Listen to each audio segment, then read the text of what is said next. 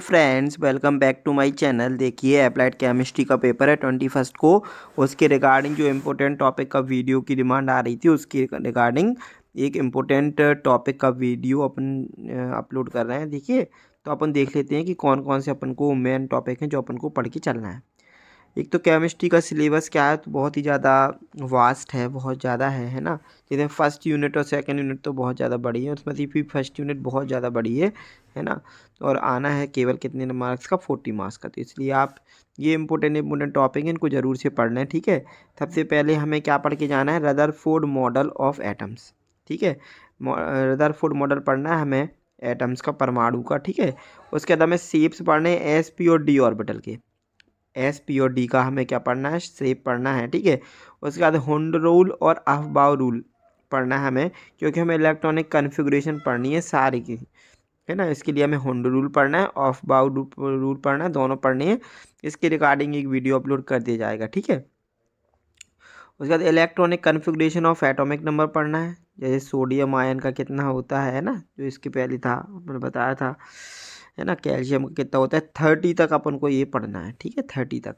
उसके बाद types of bond पढ़ना है। टाइप्स ऑफ बॉन्ड में कौन से आयनिक बॉन्ड क्या होते हैं, कोवेलेंट बॉन्ड क्या होते हैं, कोऑर्डिनेट बॉन्ड क्या होते हैं, और एक हाइब्रिडाइजेशन प्रोसेस होती है, अपन को वो पढ़ना है, ठीक है।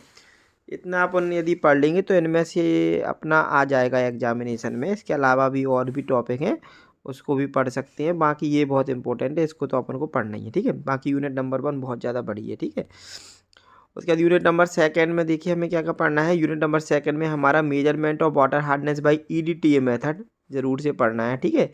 ईडीटीए का एक वीडियो अपलोड कर दी जाएगा, आप थोड़ी कमेंट कर दें ज़रूर से कमेंट बॉक्स में, और थोड़ी अपने दोस्तों के साथ भी इसको ज़रूर से शेयर कर दें, ठीक है। उसके बाद वाटर सॉफ्टनिंग टेक्निक है। वाटर सॉफ्टनिंग टेक्निक कौन कौन सी होती है हमारी, सोडा लाइम प्रोसेस होती है, जियोलाइट होती है, और आयन एक्सचेंज प्रोसेस होती है। तो अपन को तीनों को पढ़ना है, तीनों में से एक प्रोसेस 100% आनी है, ठीक है। इसलिए अपन को तीनों ही तैयार करके रखनी है, कोई भी इसमें अपन को छोड़ना नहीं है, तीनों याद करनी है, तीनों में से एक पक्का आनी है, ठीक है। तो वो भी ज़्यादा मार्क्स में आएंगे। उसके बाद हमें देखना है classification of soft and hard water. Soft और हार्ड वाटर को हम कैसे क्लासीफाई करती हैं, है ना। सॉफ्ट और हार्ड वाटर कैसे हम वर्गीकृत करते हैं, हमें ये पढ़ना है ना। उसके बाद म्यूनिसिपल वाटर ट्रीटमेंट किस प्रकार से होता है, हमें ये पढ़ना है। और लेदर फॉर्मेशन से रिलेटेड क्वेश्चन आ सकते हैं, ठीक है, कि लेदर क्यों नहीं फॉर्म होता है ना। सॉफ्ट वाटर में ज़्यादा अच्छा होता है कि हार्ड वाटर में कपड़े धुलते समय हार्ड वाटर से क्यों नहीं धुल सकते हैं, इस प्रकार के क्वेश्चंस भी आ सकते हैं, ठीक है। तो अपन को कुल मिला के लेदर फॉर्मेशन से रिलेटेड क्वेश्चन पढ़ने हैं, म्यूनिसिपल वाटर ट्रीटमेंट की प्रोसेस पढ़नी है, ठीक है। क्लासिफिकेशन पढ़ना है सॉफ्ट वाटर और हार्ड वाटर का। उसके बाद एक इसमें से अपन को तीनों पढ़नी है, उनसे एक आएगी। और measurement of water hardness by DTA method. और आपको ये बात याद रखनी है कि जौन जैसी टॉपिक हैं, तो इनमें से ऑब्जेक्टिव क्वेश्चन भी आएंगी और सही जोड़ी भी आएंगी। जैसे शेप्स है एसपीडी का, इससे आपके ऑब्जेक्टिव भी आ सकते हैं ना, सही जोड़ी भी आ सकती है। हुंड रूल का भी आ सकता है, आफ बाउ प्रिंसिपल भी अपन को याद रखना है, ठीक है। यदि आपको कोई भी इसमें से टॉपिक ना आता हो, तो आप कमेंट बॉक्स में कमेंट कर दें, तो उसका एक वीडियो बना दिया जाएगा, क्योंकि अभी टाइम है पेपर में। अच्छे से वीडियो को देख लें, है ना। यूनिट नंबर थर्ड में हमें क्या क्या पढ़ना है, देखिए पोर्टलैंड सीमेंट से रिलेटेड क्वेश्चन आए, किस प्रकार से पोर्टलैंड सीमेंट बनता है, कैसे मैन्युफैक्चर करते हैं, इसके मेन इंग्रेडिएंट्स क्या क्या होती हैं, ठीक है। उसके बाद हार्डनिंग कैसे होती है सीमेंट की, है ना। Hardening and setting of the Portland cement, ये भी पढ़नी है हमें क्या पढ़नी है, हार्डनिंग और सेटिंग, ये भी पढ़नी है, ठीक है। और जिप्सम क्यों मिलाती हैं सीमेंट में, ये भी याद रखना है, ये क्वेश्चन भी आता है। उसके बाद iron extraction of iron from hematite ore using blast furnace, ये भी पढ़ना अपन को, ये भी बहुत इंपॉर्टेंट है, ठीक है। उसके बाद थर्मोप्लास्टिक और थर्मोसेटिंग प्लास्टिक्स क्या होती हैं, कैसी बनाई जाती हैं, ठीक है, क्या क्या उपयोग होते हैं इनके, ये अपन को ज़रूर से पढ़नी है, पूरा डिटेल में पढ़ना है थर्मोप्लास्टिक और थर्मोसेटिंग प्लास्टिक। उसके बाद रबर क्या होती है, वल्कनाइजेशन ऑफ रबर क्या प्रोसेस होती है, इसको भी पढ़ना है।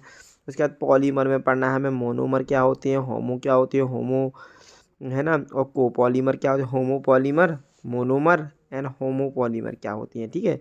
और मोनोमर क्या कहलाती है, मोनोमर के मिलने से क्या बनता है, पॉलीमर बनता है ना। जब सेम ही टाइप के होती हैं सारे मोनोमर, तो होमोपॉलीमर कहलाती हैं, जब अलग अलग होती हैं तो कोपॉलीमर कहलाती हैं, इनको पढ़ना है ज़रूर से, ठीक है। इसके बाद हम देखिए चलते हैं यूनिट नंबर 4 में हमें क्या क्या पढ़ना है। तो यूनिट नंबर 4 में हमें केमिकल कंपोजिशन, कैलोफेक वैल्यू या एप्लीकेशन पढ़नी है इन सब की। बहुत सरल टॉपिक है, कोई भी छोड़ना नहीं है, सारा पढ़ना है। LPG, CNG, liquefied petroleum gas, compressed natural gas, water gas, coal gas, producer gas, bio gas, क्या क्या इंग्रेडिएंट होते हैं इनके, क्या क्या फुल फॉर्म होती है, क्या क्या कंपोजिशन होती है, ज़रूर से एग्ज़ाम में आना है। और सीएनजी एलपीजी का फुल फॉर्म भी याद रखना है। और एग्ज़ाम में ज़रूर से आएगा कि जैसे प्रोड्यूसर गैस पिछली बार ही आया था, किस किस की बनी होती है ना। वाटर गैस किस किस की बनी होती है, ये भी पिछली बार आया था। अभी मैंने जो ऑब्जेक्टिव का वीडियो डाला है उसमें भी वाटर गैस और प्रोड्यूसर गैस का था हमारे पास, है ना। कार्बन मोनोऑक्साइड प्लस N2 होती है प्रोड्यूसर गैस। प्रोड्यूसर गैस कौन सी होती है? Carbon monoxide plus N2। और ये कौन सी होती है? Water gas, carbon monoxide plus H2, है ना, ये बनती है।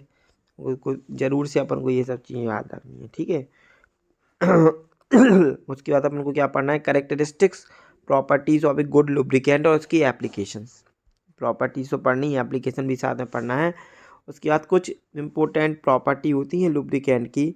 विस्कोसिटी, श्यानता, viscosity index, oiliness, flash point और फायर पॉइंट बहुत ज़्यादा इंपॉर्टेंट है, ज़रूर से पढ़नी जाए, है ना। Flash point and fire point और पोर पॉइंट, है ना, पोर पॉइंट ज़रूर से पढ़ के जाएँ। Proximate analysis of coal solid fuel, coal का जो प्रॉक्सीमेट एनालिसिस होता है इसको पढ़ना है अपन को ज़रूर से, ठीक है। तो इतना आप पढ़ लोगे यूनिट नंबर 4 तो कंप्लीट हो जाएगा।